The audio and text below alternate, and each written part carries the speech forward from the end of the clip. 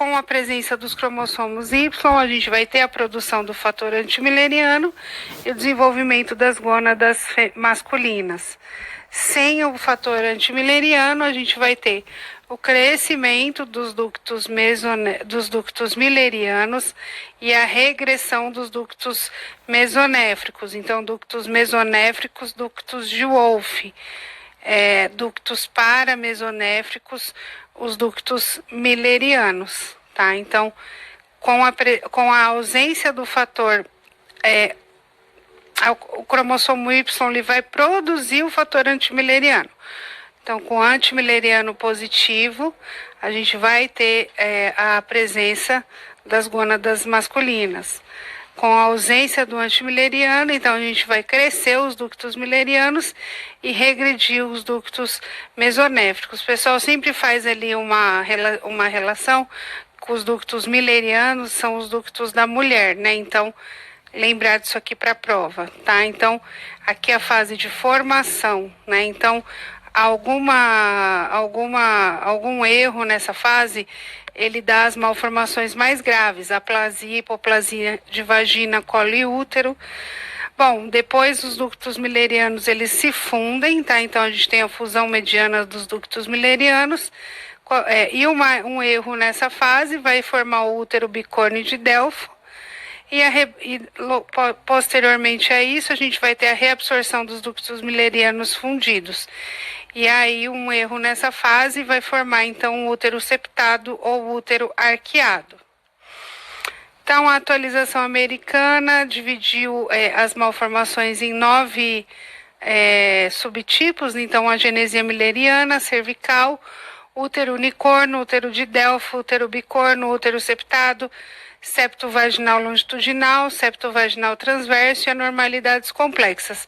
Existem muitas classificações, tá? Então, a minha dica para a prova é não se atentar tanto a isso, tá? Mas mais a algumas características que eu vou trazer ainda, tá? Então, vamos com algumas características que são mais clássicas de prova, tá? Por exemplo, na genesia milleriana, a gente tem a síndrome de Rokitansky. Então, anomalia do trato genital feminino causada pelo desenvolvimento interrompido dos ductos de Miller, resultando em agenesia ou hipoplasia do útero e da vagina. A literatura varia muito, mas acomete 1 em cada 4.500 nascidos do sexo feminino. O diagnóstico, geralmente, ele se dá na adolescência, com a menorreia primária, isso é, a criança não menstrua e ela procura ajuda, a mãe procura ajuda por causa disso. Quando a gente faz ali, tenta progredir o ultrassom transvaginal, a gente vê que a gente só enxerga ali o terço distal da vagina, né? Então, já teve questão de prova que falou que o diagnóstico só pode ser dado na adolescência. Não, o diagnóstico ele é mais comum na adolescência por causa da menorreia primária, mas desde cedo a gente vê já a malformação, tá? Então, ainda assim, a maioria dos pacientes eles têm úteros rudimentares uni ou bilaterais. Já o útero unicorno é um desenvolvimento anormal ou falhado de um dos ductos millerianos, então ele está associado a um corno uterino rudimentar em quase 2/3 dos casos. Esse corno rudimentar ele pode ser não cavitário em 33% dos casos, cavitário não comunicante, como aqui, por exemplo, ele é cavitário e não comunica, ou cavitário comunicante, tá? Então, esse cavitário não comunicante é o mais chatinho, porque ele aparece como uma massa anexial, né? E aí, na menstruação, a pessoa tem dor cíclica e é muito difícil esse diagnóstico, tá? Então, a gente vê um útero desviado para o lado da pelve com uma forma alongada, a gente chama de formato de banana. Observamos também a genesia renal ipsilateral ao lado do corno ausente ou rudimentar em aproximadamente 40% dos casos. Entre o útero bicórneo de Delfo, né, então são resultados de anomalia de fusão. O bicórneo ele tem uma indentação uterina externa maior do que 1 centímetro e o de Delfo ele tem 2 corpos uterinos separados com duplicação do colo do útero. Então aqui a gente vê dois corpos separados. Aqui a gente vê até um saco gestacional.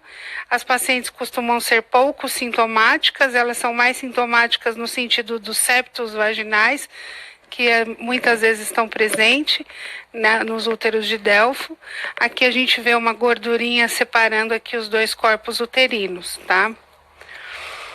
O útero septado, que é o mais clássico de prova, né? Então, o que mais cai na prova porque ele é o mais frequente, 55% dos casos.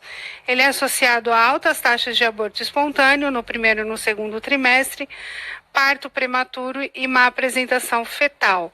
Então, a composição do septo uterino é variável, variando de um septo muscular altamente vascularizado até um septo fibroso menos vascularizado.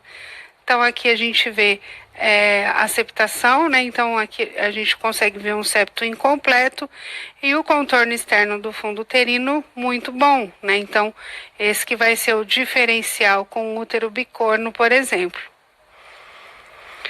Então, resumidamente, a gente consegue diferenciar esses mais prevalentes, né? Então, no útero bicorno, quando a indentação serosa ela é maior do que 1 centímetro. O útero arqueado normal, a profundidade do septo é menor do que 1 centímetro. E esse ângulo aqui de indentação, ele é maior do que 90 graus, é um ângulo obtuso. Já no útero septado, esse ângulo ele é menor do que 90 graus e a profundidade do septo ela é maior do que 1 centímetro. A prevalência, ela varia bastante na literatura, a gente está sempre atualizando, em torno de 7%. O que não muda é a frequência das anormalidades renais, que é em torno de 1/3, tá? E a história de infertilidade e aborto é de 25%. Então, lembrar que o mais comum é o útero septado e que no ultrassom 3D, a gente, através do plano coronal, frontal, a gente consegue fazer a avaliação do fundo, dos cornos e da cavidade. E isso também foi bastante questão de prova já, tá? Dizendo, quando a paciente, um caso de uma paciente que tinha dúvida se o diagnóstico estava correto e mandava fazer apenas a ressonância.